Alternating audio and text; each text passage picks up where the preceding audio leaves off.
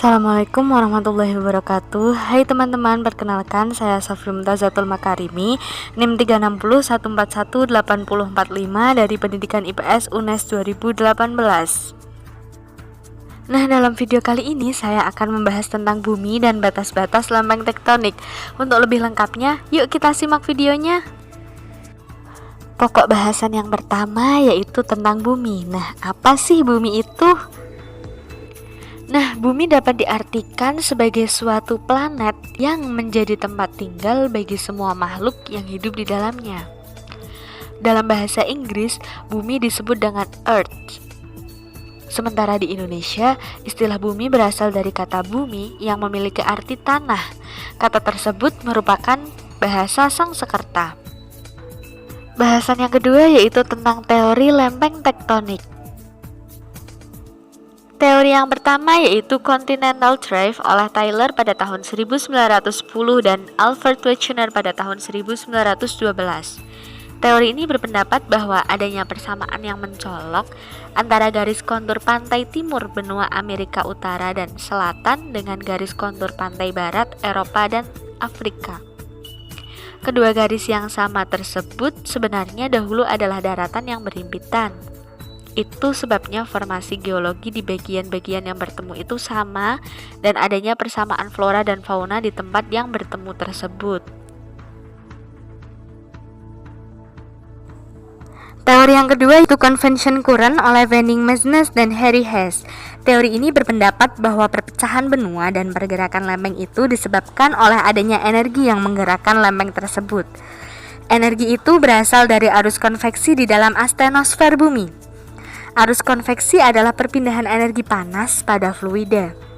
Energi tersebut disebabkan karena adanya peluruhan unsur-unsur radioaktif, gradien geotermis, adanya serangan benda asing, dan panas yang tersimpan pada saat pembentukan planet.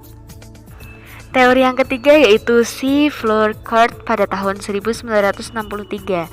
Teori ini berpendapat bahwa pergerakan lempeng yang saling menjauh mengakibatkan terbentuknya punggungan yang memanjang di tengah dasar samudra. Peta yang pertama yaitu peta rekonstruksi pergerakan benua di zaman Perm hingga sekarang. Sedangkan yang selanjutnya yaitu peta punggungan tengah samudra atau Mid-Oceanic Ridge. Pembahasan yang selanjutnya adalah pergerakan lempeng-lempeng tektonik. Yang pertama yaitu divergen atau pergerakan saling menjauh. Divergen adalah pergerakan lempeng yang saling menjauh yang menyebabkan terbentuknya atau memekarnya dasar samudra dan terbentuknya punggungan tengah samudra serta aktivitas vulkanisme laut dalam yang menghasilkan lava basalt berstruktur basalt. Berikut merupakan gambar pergerakan lempeng divergen. Yang kedua yaitu konvergen atau pergerakan saling mendekat. Konvergen merupakan pergerakan saling mendekat antara kerak samudra yang menyebabkan kerak samudra menunjam ke dalam mantel sehingga terbentuk palung atau zona subduksi dan terbentuknya pegunungan vulkanik dasar laut dengan magma cair karena mengandung sedikit kuarsa dan pembentukan batuan basaltis. Berikut merupakan gambar pergerakan secara konvergen. Pergerakan konvergen terbagi menjadi 3 jenis, yaitu yang pertama subduksi. Subduksi merupakan pergerakan konvergen di antara lempeng benua dengan lempeng samudra, di mana lempeng samudra akan menunjam ke bawah lempeng benua karena berat jenis lempeng benua lebih ringan dibandingkan dari lempeng samudra. Contohnya adalah palung yang memanjang dari sebelah barat Sumatera, selatan Jawa, hingga ke selatan Nusa Tenggara Timur.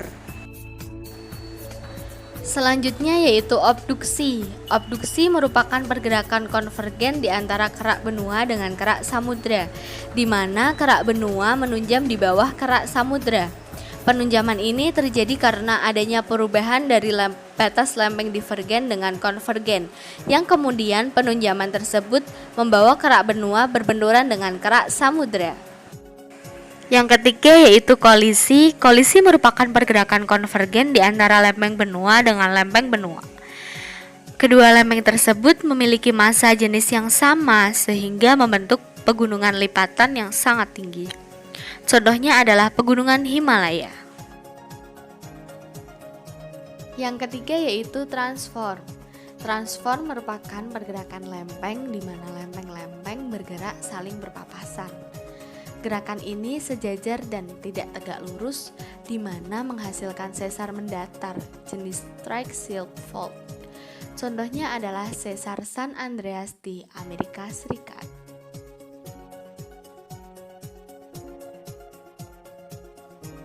Berikut merupakan gambar transform.